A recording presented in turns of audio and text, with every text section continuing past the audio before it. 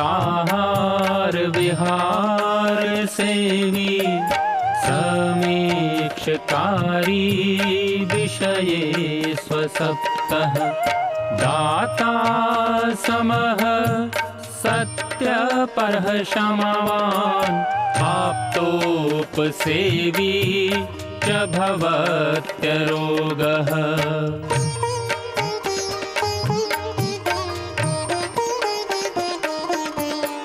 मतिर्वचः कर्म सुखानुबन्धी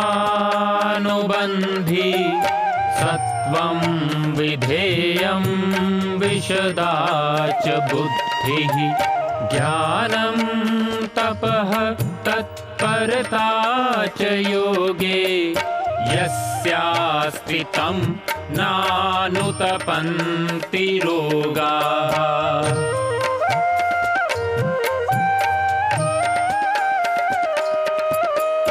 योगेन चित्तस्य पदेन वाचां मलं शरीरस्य च वैदिकेन योपाकरोतं प्रवरं मुनीनां पतञ्जलिं प्राञ्जलिरानतोऽस्मि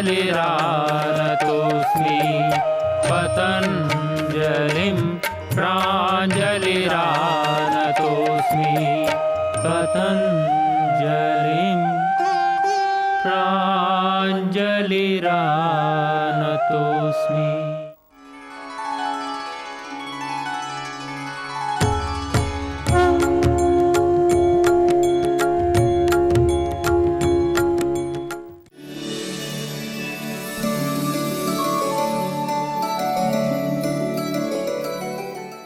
संपूर्ण स्वास्थ्य का विज्ञान एवं दर्शन आयुर्वेद। आयुर्वेद है सारे विज्ञान स्वास्थ्य का, या ये कहें कि जो स्वस्थ रहने के लिए जरूरी जो उसका जो उपाय है, उसका जो दर्शन है, वह आयुर्वेद है। इस चर्चा में आज हम एक विशेष विषय को लेकर कर चर्चा करने वाले हैं। हालांकि ये आज का विषय है, यह दर्शन का विषय है, पर लोगों को पता चले, बहुत सारे जो लोग हैं जो दर्शन पढ़ते हैं, शास्त्र पढ़ते हैं, उपनिषद पढ़ते हैं, उनको यह पता नहीं है कि यह आयुर्वेद का विषय है, या जो आयुर्वेद पढ़ते हैं उनको पता नहीं कि इसके विषय में दर्शन में बहुत ज़्यादा उल्लेख किया गया है, या जो जन सामान्य है उनको तो पता भी नहीं है, पर यह जानना बहुत ज़रूरी है। तो आयुर्वेद के अंदर में इसको पंचक कहा गया है। 5 ये हैं, इनकी 5 ही इनके अलग अलग भेद हैं। ये 5 क्या हैं? इंद्रिय हो गया, इंद्रियों के द्रव्य हो गए, इंद्रियों का जो स्थान हो गया, और इंद्रियों का जो विषय हो गया, और इंद्रियों का जो बुद्धि हो गया। ये 5 चीज़ें हैं, ये पांचों की 5 ही चीज़ें हैं। इसीलिए ये 5 विषय, अधिष्ठान, द्रव्य और बुद्धि। तो ये विषय है, अधिष्ठान, द्रव्य और बुद्धि। इन विषयों में हम आज चर्चा करेंगे। मुख्य रूप से जिन इंद्रियों का मानव के ज्ञान कर्म पर आधारित हैं, यानी कि मुख्य रूप से जो 5 ज्ञानेंद्रियां हैं, जो हमको जिसको ज्ञानेंद्रिय बोलते हैं, तो उनको हम पंच, उस पर जो आधारित है, ज्ञान और कर्म के आधार पर आधारित है, उसको हम पंचक कहते हैं। तो आज शाब्दिक अर्थ है 5 की संख्या वाले 5 समूह, पंचक। 5 के समूह में 5 चीज़ें, यानी कि 25। आज हम इन्हीं 25 विषयों के लेकर के बात करेंगे। मैं प्रयास करूंगा आपको थोड़ा आनंद आए। आप जुड़े रहिएगा, क्योंकि ये जानना जरूरी है। थोड़ा सा ये, इससे आपके नॉलेज की वृद्धि होगी। आप कहेंगे कि जिस नॉलेज की वृद्धि होने से क्या होगा? मैं कहूँगा कि आप जब चीज़ों को हम जान लेते हैं तो अंदर से तुष्टि होती है, संतुष्टि होती है, संतुष्टि होती है तो फिर तुष्टि होती है तो प्रवृत्ति होती है, प्रवृत्ति होती है तो प्राप्ति होती है, प्राप्ति होती है तो फिर आनंद आता है। यानी इससे आप अपने देह को, अपने मन को, अपनी इंद्रियों को जान पाएंगे। तो जानेंगे तो ये शरीर कैसे बीमार होता है ये तो पता चलने लगेगा ही। जब बीमार कैसे होता है ये पता चलेगा तो बीमारी कैसे ठीक होती है ये भी पता चल जाएगा। इसीलिए इसको जानना जरूरी है। तो आइए हम रोगी ना हो, रोगों से बचें, या हम मानसिक रोगी भी ना हो, शारीरिक रोगी भी ना हो, मानसिक विकारों से ग्रसित भी ना हो, शारीरिक विकारों की ओर प्रवृत्त भी ना हो। इसके लिए ज़रूरी है कि हम इन 25 चीज़ों को थोड़ा सा समझ लें। पहले मैं बात करूंगा 5 ज्ञानेंद्रियों के विषय में, जो 5 जो सेंस हैं उनके ऊपर हम बात करेंगे। तो इसके लिए चरक शास्त्र में लिखा है ना कि तत्र चक्षुः श्रोत्रम घ्राणम रसनम स्पर्शनम इति पंच इंद्रियाणि, यानी कि चक्षु श्रोत्र घ्राण रसन स्पर्श, ये 5 इंद्रियां हैं जिन इंद्रियों की सहायता से अलग अलग प्रकार का जो ज्ञान है वो प्राप्त किया जाता है। इसीलिए इनको ज्ञानेंद्रियां कहते हैं। तो हमको पता है कि ये संख्या में, जैसे मैंने कहा 5 हैं, आप सबको पता है, बचपन में ही आपको चौथी पाँचवीं में पढ़ाया जाता है। तो मैं आपको थोड़ा सा इसको याद करा रहा हूँ। श्रवण इंद्रिय ये हो गया, त्वग इंद्रिय ये हो गया, नेत्र इंद्रिय ये हो गई, और रसन इंद्रिय ये हो गई, और घ्राणेंद्रिय ये हो गया। ये 5 हैं ज्ञानेंद्रिय। तो इन ज्ञानेंद्रियों की ये 5 तो सबको लगभग पता है। अब हम बात करते हैं थोड़ा सा जो आपको कम पता है, यानी इनके 5 विषय क्या है। 5 ज्ञानेंद्रिय समझ में आ गई। अब 5 इन ज्ञानेंद्रियों के जो विषय हैं, जो 5 सेंस, जो इसके ऑब्जेक्ट्स क्या हैं। तो इसके लिए कहा पंचेंद्रियार्थाः शब्द स्पर्श रूप रसगंधाः। तो जो शब्द स्पर्श रूप रस और गंध क्या हैं, ये भी ऋषि चरक ने कहा है। यही हमारे योग दर्शन में, सांख्य दर्शन आदि दर्शनों में इसकी बड़ी विशद चर्चाएं हैं। पर आपको ये जानना जरूरी है कि जो हमारा दर्शन है, उपनिषद, ये जितने भी हमारे शास्त्र हैं, ये शास्त्र ये आपस में परस्पर विरोधी शास्त्र नहीं है, ये परस्पर में सहयोगी शास्त्र हैं। एक दूसरे बात को ये एक पूरक के रूप में उसकी पूर्ति करते हैं। जिसको जितने विषयों की आवश्यकता थी उन विषयों को उसके अंदर उन्होंने समावेश किया, परंतु वह विषय दूसरों से विरुद्ध में नहीं है। तो इसीलिए हमको इसको जानना समझना जरूरी है। यानी कि जो हमारी जो ज्ञानेंद्रियां हैं, जिसकी अनुभूति या ज्ञान को प्राप्त करती हैं, उसे विषय कहा जाता है। जैसे कि मैंने कहा कि जो प्रत्येक ज्ञानेंद्रिय का अपना अलग अलग विषय है।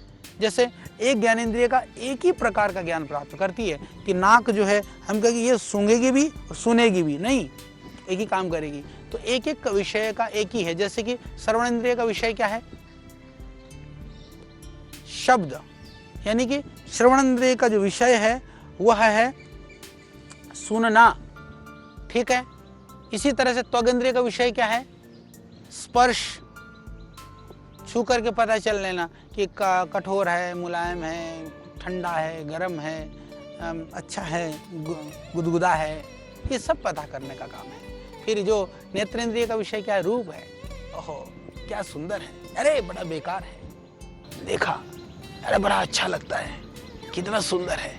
ये सब काम किसका है, ये इसका देख करके उसका रूप का ग्रहण करने का काम ये हमारी जो नेत्र है, जो चक्षु है ना, आँख का, ये काम है। फिर रसेंद्रिय, जो रसेनेंद्रिय क्या करती है कि ये जिह्वा, स्वाद, अरे ये तो मीठा है, ये तो खट्टा है, ये तो तीखा है, अरे बड़ा स्वादिष्ट है, बड़ा बिल्कुल बेकार है। तो बातें तो कर, हमने कह दिया बेकार है, यदि उसने किसने कहा बेकार है, कर्ण इंद्रिय के द्वारा आपने सुना और बेकार है कहा, तो मतलब वो शब्द बेकार है। आपने बेकार है कहा, वो नासिका इंद्रिय का विषय है, तो मतलब सूंघने में बेकार है। आपने कहा कि बेकार है, तो कहा यदि त्वचा इंद्रिय के द्वारा तो वो छूने में बेकार है। यदि आपने जिह्वा के लिए कहा बेकार है, यानी वो स्वाद में बेकार है। यानी अंत में परिणाम के लिए हम कुछ चयनित कुछ शब्दों को निश्चित चयन कर सकते हैं, पर अनुभव वो अलग अलग तरह से है। तो इस तरह से चख करके मधुर, अम्ल आदि जो रस का जो अनुभव है वो क्या कराती है, हमारी जिह्वा कराती है। जो घ्राणेंद्रिय, नासिका का विषय क्या है, गंध है। जब हम सूंघते हैं तो अलग अलग प्रकार के जो गंध है उनका ये ग्रहण करता रहता है। तो इसीलिए इंद्रियों के द्वारा जो हम ग्रहण करते हैं ना, उन विषयों को ही अर्थ कहा गया है। यानी कि ये इंद्रियां हो गई, इंद्रियों के जो विषय हो गए, और उनका अर्थ, जो इसको अर्थ भी कहते हैं। इनके जो 5 अधिष्ठान हैं, ये 5 इंद्रियां जो है ना, अलग अलग जो जिसको अधिष्ठान मतलब जो पंच महाभूत है ना, इनको इंद्रियों का अधिष्ठान भी कहा गया है। इसको समझिए, पंच महाभूत की हम बहुत बात कर चुके हैं। तो वो अधिष्ठान क्या है? सेंस ऑर्गन्स का जो है ना, ये ऑर्गन्स हैं, ये अधिष्ठान है जहाँ से ये उत्पन्न होते हैं, जैसे जिसका आधार है वो क्या है? पंचेंद्रिय द्रव्याणि क्या क्या है? खम, वायु, ज्योति, रापो, भूरिति। खम, वायु, ज्योति, आपह और भू। तो ये 5 तत्व हैं इंद्र के। तो इनका क्या है कि ये ज्ञानेंद्रियों का अपना कोई आकार तो है नहीं, ये केवल शक्ति के रूप में रहती है ज्ञानेंद्रिय का। और सूंघने वाले की कोई आकार थोड़ी ना है। नज़ला जुकाम हो जाए, नाक तो वैसे ही रहता है, सूंघने की शक्ति खत्म हो जाती है। कईयों की आंखें तो वैसे ही रहती हैं, परंतु जो है वो देखने की शक्ति खत्म हो जाती है। तो इस तरह से ये केवल शक्ति के स्वरूप हैं। ये शरीर के जिस जिस स्थान पर रहती हैं, टिकी हुई हैं, उनका अधिष्ठान कहा जाता है, आधार कहा जाता है। यदि अधिष्ठान को हम ये भी कह सकते हैं कि इंद्रिय गोलक हैं, जहाँ पर वो रहता है, ये गोलक है, ये कान ये भी गोलक ही है। तो इसीलिए ये क्या करती हैं कि ये जो है ना, ये शक्ति रूप जो ज्ञानेंद्रिय उसके अंदर में रहती हैं, अंदर में रहती हैं ये शक्ति। कई बार वो गोलक तो रह जाते हैं, यानी ढांचा तो रहता है, ढांचे के अंदर की शक्ति खत्म हो जाती है। तो वो कैसे? जैसे उदाहरण में बहुत सारी चीज़ देख सकते हैं। जैसे मैंने बताया कि जैसे सूंघ नहीं पाता है, नाक के रहने पर भी, जुकाम होने पर ही नहीं हो पाता है, कई बार कान होते हैं तो बहरे सुन नहीं पाते हैं। ये सारी चीज़ें, कई जैसे उदाहरण में किसी की घ्राण शक्ति, सूंघने की शक्ति नष्ट हो जाती है। तो ये सारी चीज़ें, यानी कि जो दूसरी जो इंद्रियों के विषय में भी यही स्थिति है। ज्ञानेंद्रियों के जो है 5, जैसे मैंने बताया, तो उसके 5 अधिष्ठान भी हैं। तो क्या है? जैसे अभी हमने बताया कि सर्वेंद्रिय जो श्रवण इंद्रिय का जो अधिष्ठान क्या है? सुनने वाले का, वो जैसे मैंने आपको बताया उसका क्या अधिष्ठान है? कान। और इसी तरह से त्वचा का अधिष्ठान है, जो त्वग इंद्रिय है उसका अधिष्ठान है त्वचा, जो सारे शरीर में फैली हुई है। एक ही इंद्रिय ऐसी है ज्ञान इंद्रिय जो पूरे शरीर में है। इसी तरह से जो नेत्रेंद्रिय है उसका अधिष्ठान चक्षु या आँखें हैं। रसना का अधिष्ठान जिह्वा है। घ्राण का यानी कि जो सूंघने का अधिष्ठान नासिका है। इस तरह से इनके जो 5 द्रव्यों की जैसे मैंने बात करी थी कि जो पंचेंद्रियाणि स्थानी अक्षिणी कर्णो नासिके जिह्वा त्वग इच्छति, यानी कि इनकी जो इंद्रियों के 5 द्रव्य क्रमशः, जैसे मैंने कहा कि पंच महाभूत जो है आकाश, वायु, अग्नि, जल और पृथ्वी हैं।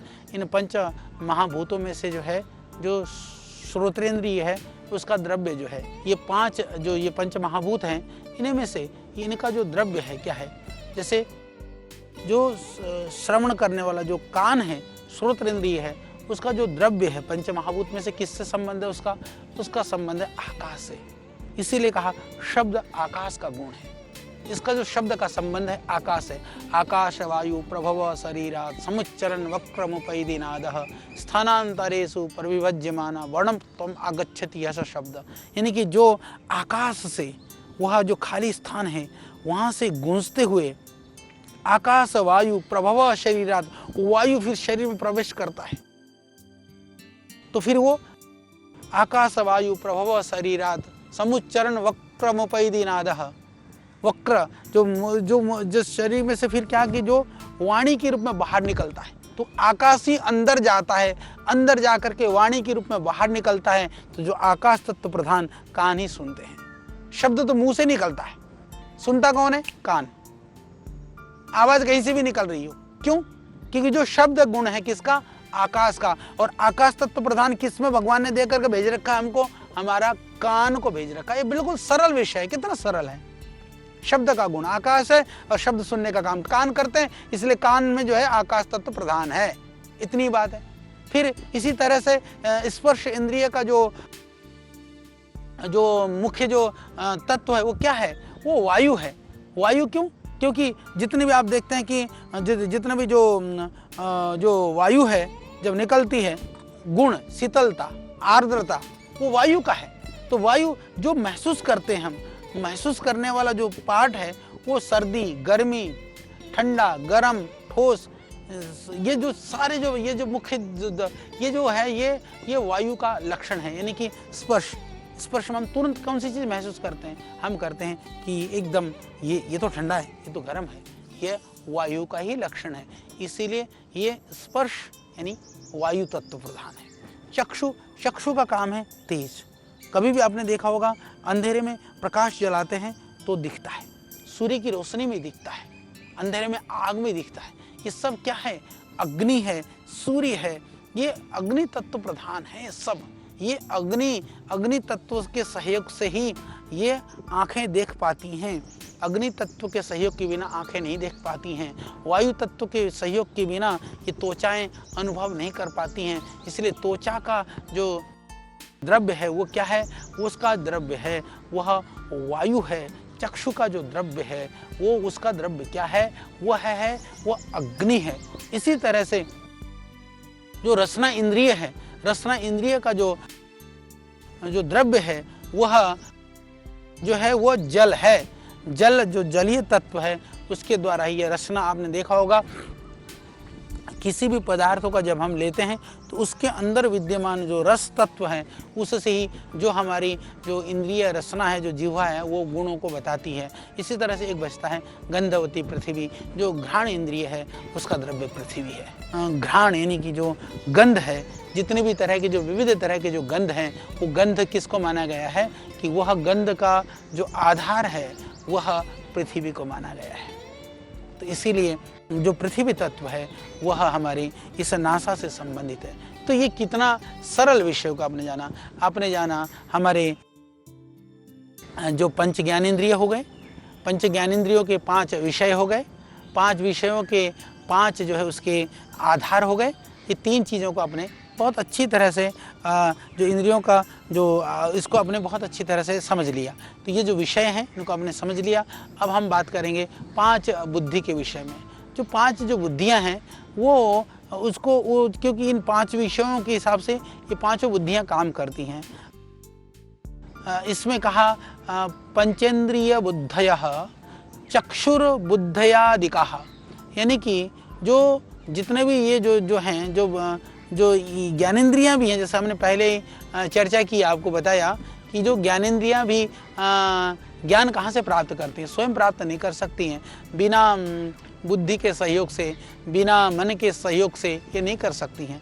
मन कहाँ से जुड़ा हुआ है? वो आत्मा से जुड़ा हुआ है। मन और आत्मा की बात हम कर चुके हैं। तो आप इसको समझिए कि ज्ञानेंद्रियां भी, ये जो ज्ञानेंद्रियां मतलब मेरी जो कान है, कान तो सुन नहीं सकते, कान के अंदर जो काम करने की शक्ति भी है स्वयं वो नहीं कर सकते हैं। उसके पीछे जा कर के मन है, यानी कि मन है, मन के बाद उसकी शक्ति है, शक्ति के बाद वो इंद्रिय, इंद्रिय के बाद में कर्म है। ये इतनी, जब हम कोई काम कर रहे होते हैं तो हमको पता नहीं चलता है, पर इतनी जल्दी ये सारी चीज़ों में ये होकर के ये चीज़ जब सामने आती है, जब हम प्रवृत्त हो जाते हैं।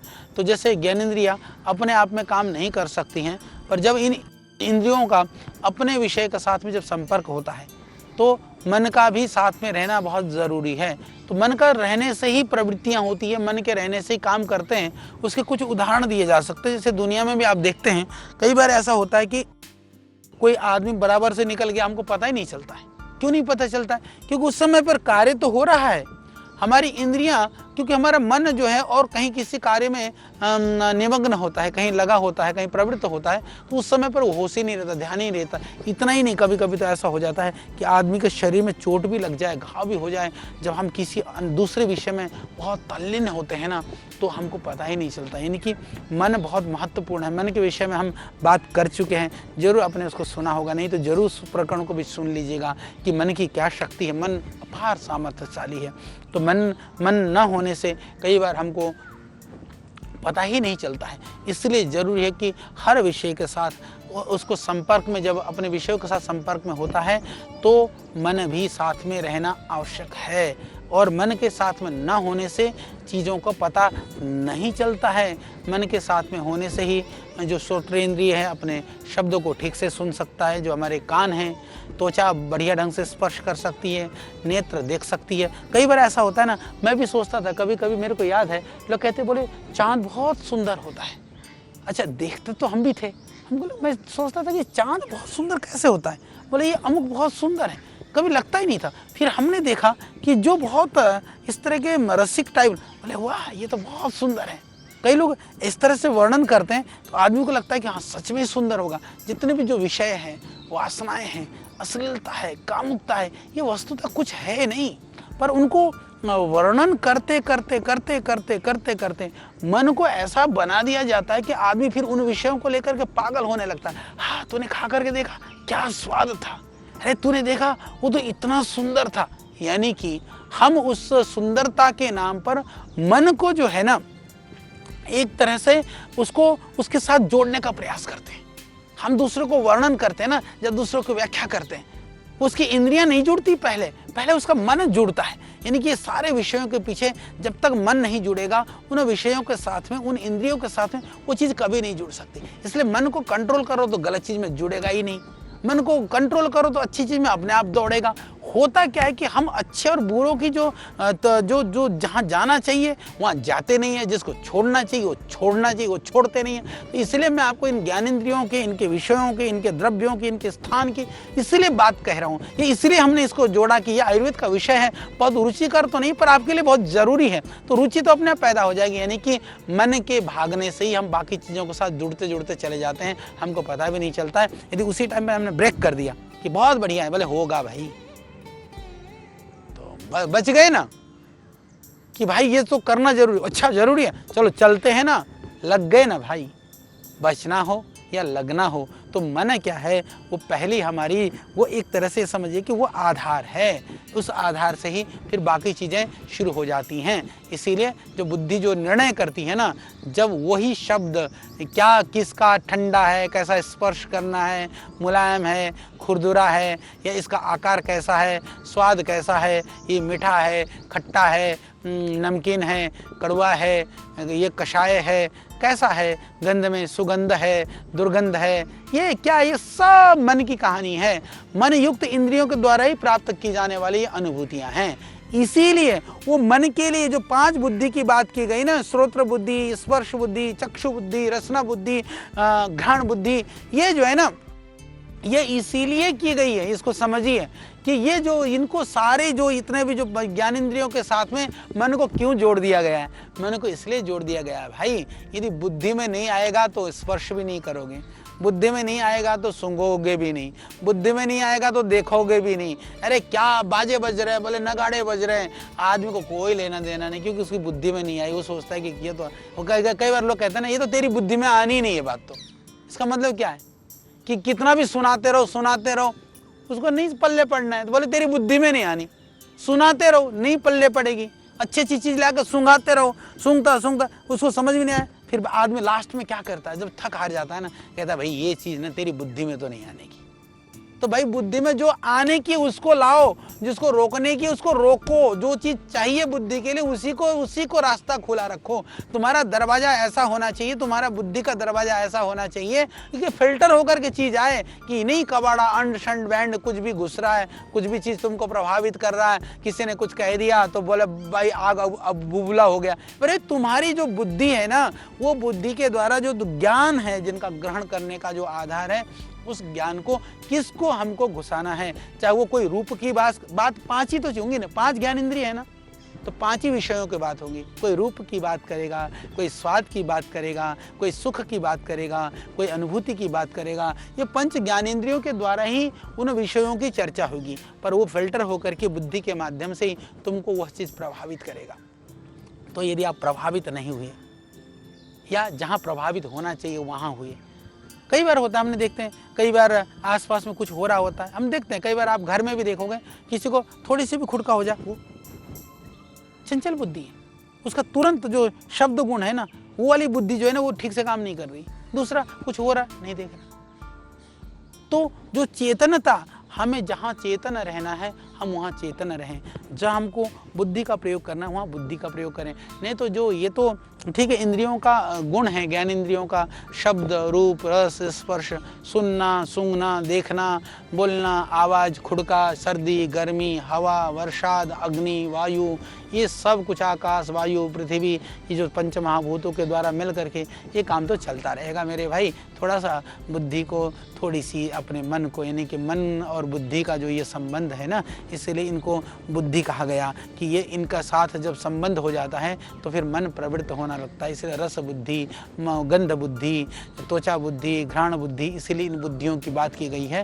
यानी कि बुद्धि का अर्थ है कि आपकी यह मन की जो सोचने की जो स्थिति है, मन बुद्धि चित्त अहंकार, इनको ये अलग अलग भी मानते हैं, कुछ इसके मन के ही प्रभेद मानते हैं।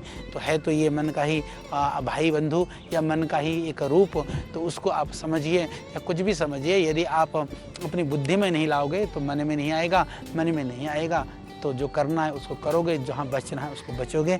तो मैंने आपको बताया कि ये क्षणिक निश्चयात्मक प्रत्यक्ष ज्ञान का जो प्राप्त होने से ये उसका जो है स्वरूप का बोध हो जाता है। तो इसीलिए ये उपर्युक्त जो पंचक हैं, जो मैंने अभी बात की, मन, बुद्धि, आत्मा, ये सब आध्यात्मिक द्रव्य और गुण हैं जो शुभ अशुभ कार्यों की ओर प्रवृत्ति तथा निवृत्ति के कारण बनते हैं। इसी से हम शुभ की ओर लग जाते हैं, इसी से अशुभ की ओर लग जाते हैं। तो इसी के ऊपर सब कुछ निर्भर है, क्योंकि कोई भी क्रिया अथवा कर्म द्रव्य के माध्यम से ही संपन्न होता है। मन तो कितना भी कूदता रहे, जब तक वो द्रव्यों के साथ नहीं मिलेगा, जब इंद्रियां मन के साथ नहीं मिलेंगी तो अपने अपने विषयों का अतियोग, अयोग, मिथ्या योग से ही विकार प्राप्त कर लेता है। तो इसमें क्या होता है? अयोग ना जुड़ना, अतियोग ज़्यादा जुड़ना, मिथ्या योग गलत ढंग से जुड़ना, तो ही जाकर के विकार पैदा होता है। इसीलिए 3 अनुचित योगों से कभी भी अपनी बुद्धि, अपनी अनुभूति की क्षमता के विनाश का कारण बनती है। अर्थात जब किसी इंद्रिय का विषय के साथ अतियोग होगा, अयोग होगा, मिथ्या योग होगा, तो उसकी क्षमता जो है नष्ट प्राय हो जाएगी। इसलिए ध्यान रखिए, रोग भी तभी पैदा होंगे। ये बात रोग के लिए संबंधित है, आयुर्वेद से संबंधित है, इसलिए हम इसकी चर्चा कर रहे हैं। आप भी मत सोचिएगा कि आचार्य जी कहाँ दर्शन लेकर के बैठ गए। दर्शन नहीं भाई, मैं तो रोग को ही लेकर के बैठा हूँ। रोग बीमारियों से मुक्ति का उपाय आपको बता रहा हूँ। तो इसके विपरीत जब ये जो है ना अपने विषयों के साथ समयोग करते हैं, यानी कि अच्छे तरह से योग हो जाते हैं, तो अपने विषय का सम्यक ज्ञान प्राप्त कराती हैं और फिर स्वस्थ रहती हैं। बस आनंद हो गया। तो इस प्रकार ये 25 महत्वपूर्ण तत्व हैं, इनको आयुर्वेद में पंचक कहा गया है। इसीलिए इसकी हमारे जीवन में इनकी महत्ता है, इनकी जानने की आवश्यकता है। समझेंगे तो महत लाभ होगा। तो इसीलिए हमने इसको आपको समझाने का प्रयास किया। तो आगे फिर हम इसी तरह से इस आयुर्वेद के दर्शन और विज्ञान के साथ आपके बीच होंगे। तो आज के लिए इतना ही। ओम। ऋषियों के ज्ञान से लेकर प्रकृति के वरदान तक, आयु के विज्ञान से लेकर आयुर्वेद के सिद्धांत तक, प्राचीन चिकित्सा पद्धति के हर पहलू का प्रासंगिक विवेचन। ऋषिकल श्रद्धेय आचार्य बालकृष्ण जी द्वारा सरल भाषा में स्वरचित सृजन, हिंदी, अंग्रेजी सहित विश्व के 70 से अधिक भाषाओं में लाखों की संख्या में प्रकाशित बेस्ट सेलर अद्वितीय ग्रंथ आयुर्वेद सिद्धांत रहस्य। आज ही करना है। आयुर्वेद से स्वस्थ जीवन का आधार पाएं।